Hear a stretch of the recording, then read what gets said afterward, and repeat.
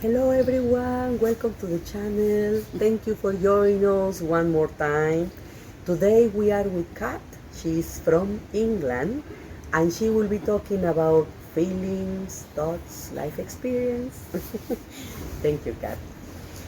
And how old are you, Kat? I am 59. 59. Yes. How was your childhood? Well, my childhood was, I would say, I found childhood quite hard. I moved around a lot in childhood. I've always lived just in West Yorkshire, Mhm. but moved around quite a lot. And I wasn't a person who was very good at um, maintaining friends. Wasn't very good at doing pen pals and Mhm. keeping in touch. So it felt like a very broken, scattered Mhm. thing, childhood. Okay. What did you learn from your childhood? I learned that I needed to gather the things that are important, and they're not going to just happen, Mhm. that you need to do something. So in childhood I didn't do those maintaining of relationships, and I hope that I'm better at doing that now. Yes, precious, yes. How was your adolescence? Adolescence was a difficult time.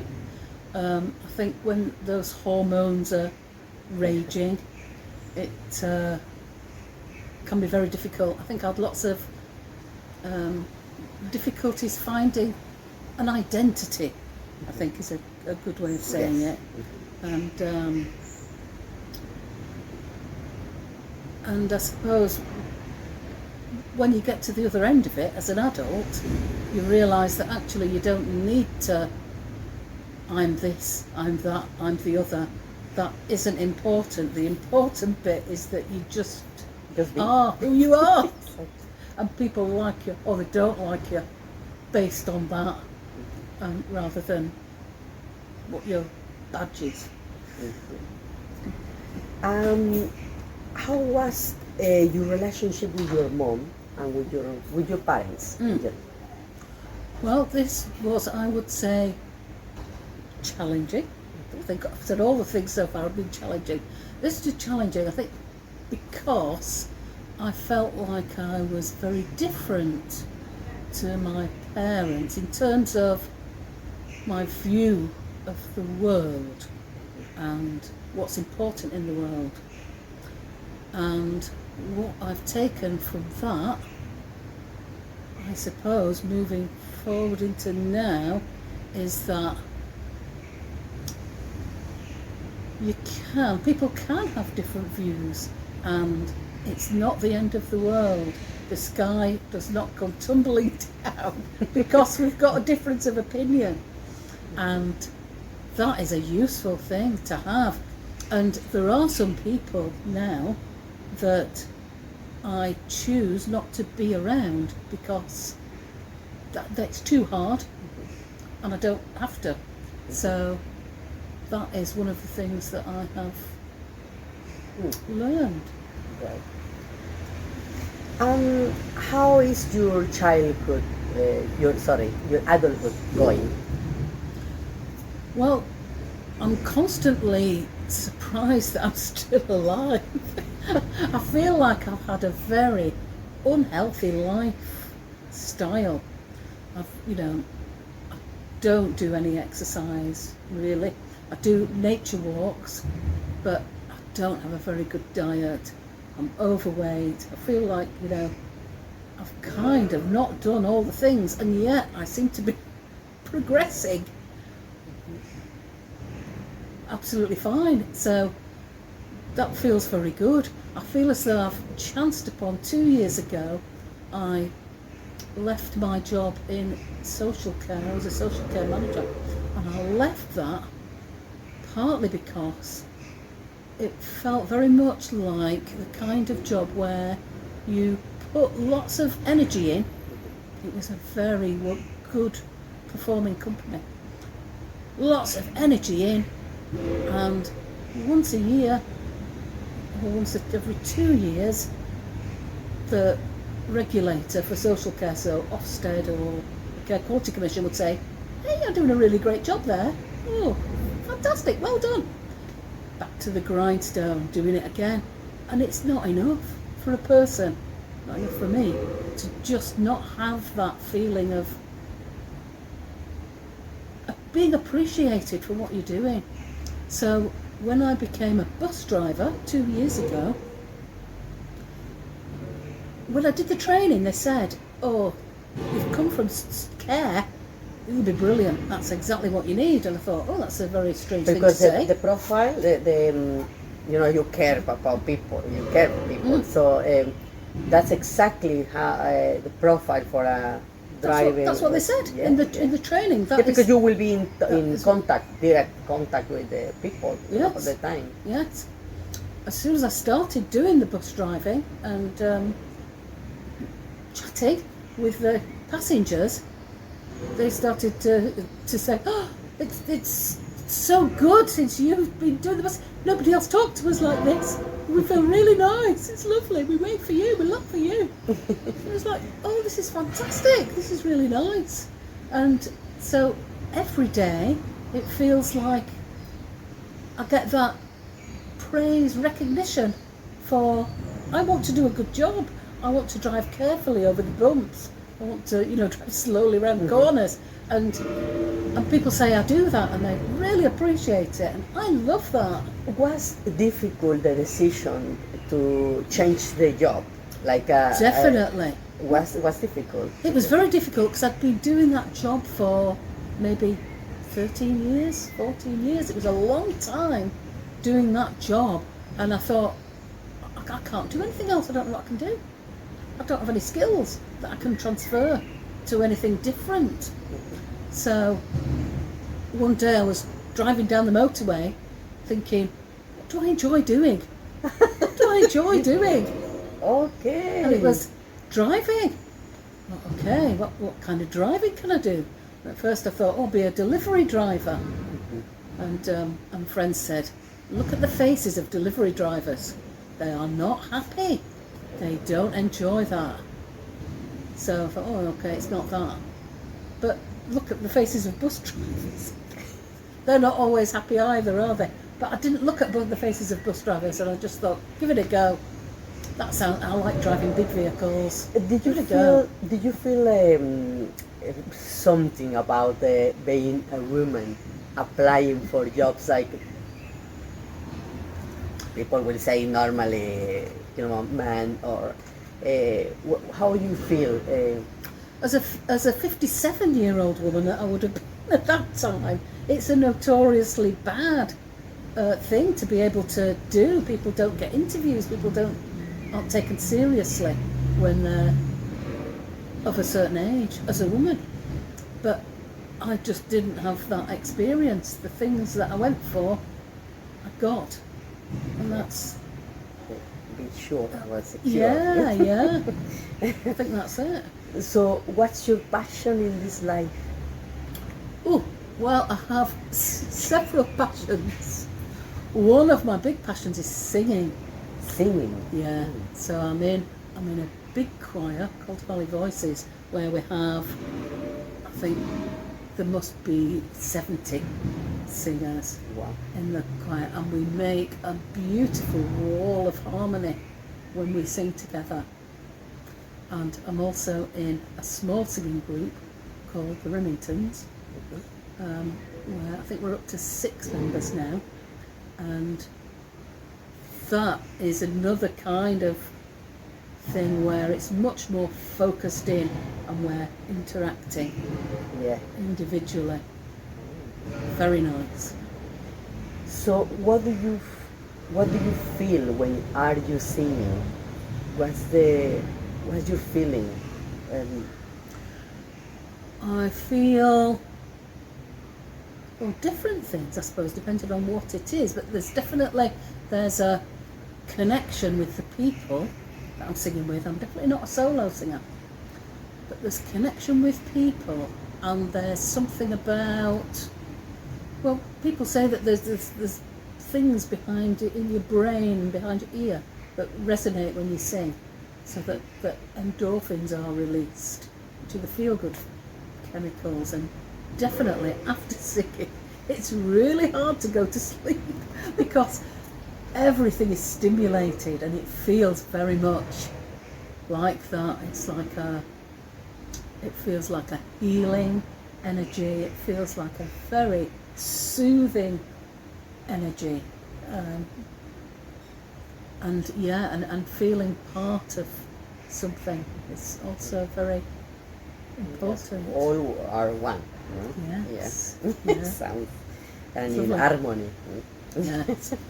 I'm also interested in my other passions are nature photography and ecclesiastical photography. I like to take photos of churches, church buildings, old buildings. Why? Lovely. Why you enjoy? What you enjoy about the church? Well, Shapes? I enjoy the fact that they're often old. I don't like the modern ones so much, but I'm always prepared to make an exception with a beautiful building. But certainly the old ones, I particularly like Norman architecture, and the shapes in the stones I really like. I love the way the light comes through stained glass and lands on the walls and the floors. I love that. Lots of photographs of that happening. Yes, as a good photo. 100. What does fear means to you? Fear it has been very much a hamperer, a force that stops me doing things differently. Differently. Yeah, I think fear keeps things going as they are. So even though you might not be happy with a situation, fear has kept me in that situation longer than necessary because I've had a fear of change. Yeah. But maybe as you get older, as I've got older, that is a thing that has less importance because what's the worst that's going to happen? Do you know what I mean? I've got to 59. No, but I've in got some to point, 59, so for it's people okay. it's the opposite. For some people it's opposite. They getting older. They said no change, no. You know, it's just so scared. I will stay here. But for you, it's the opposite. You know, it's think getting so, older yeah. and it's changing. Yeah. Interesting, isn't it? Yeah. What does love means to you? Love to me it's probably one of those things where it's like an all-encompassing being. So for me, love is the togetherness of me and the world and the people and things that I share it with. And so at different times I'm aware of different connections, and I think that is it. That is the love as I see it. So different things, different people, different connections at different times, and I think that's what it is. Would you change something from your life?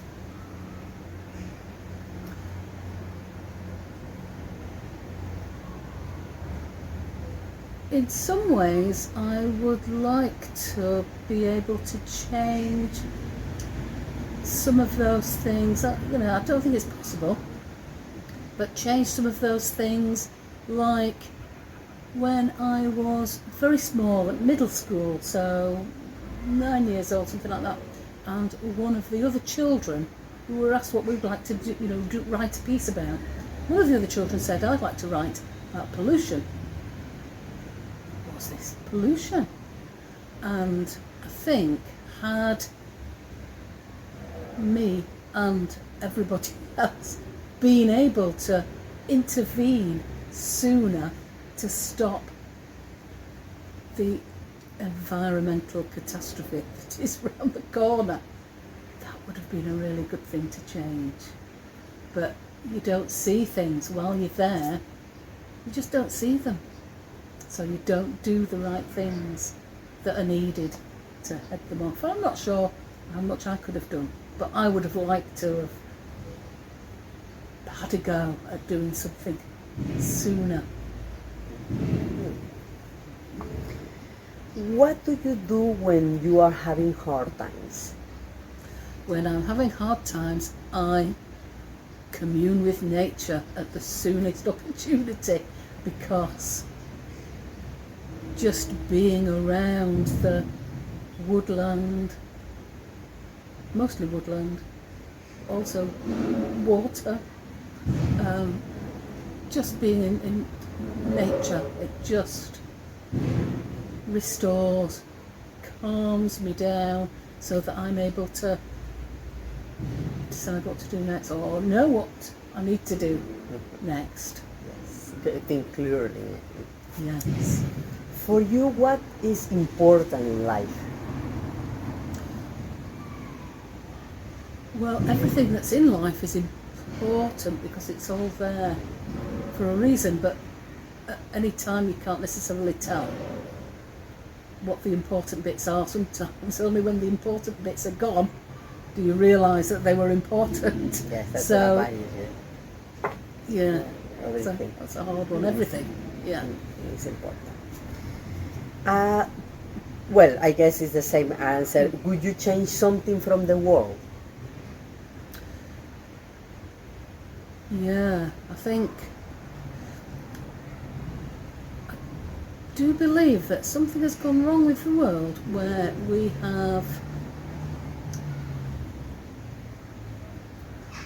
have invested too much importance in money and not enough value in people and the things that make people happy. We've prioritised money, and that, I think, has accounted for a lot of the things that have gone wrong. What was your question? Has that answered the question? Yeah. I felt as though I'd veered off It's okay. somewhere else. The last question, but not the less important. Do you love your parents, your dad and your mom? My dad is now dead, and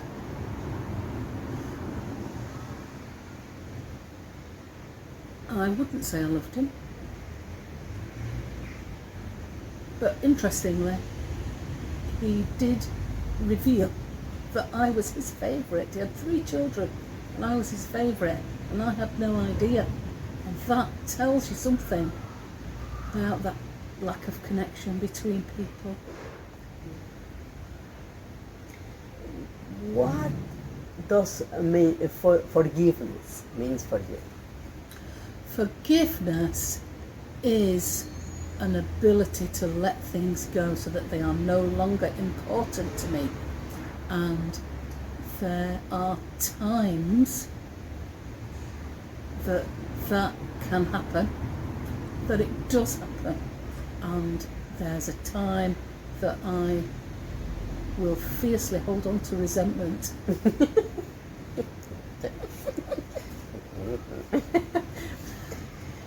Thank you very much, Kat. It has Thank been you a very pleasure.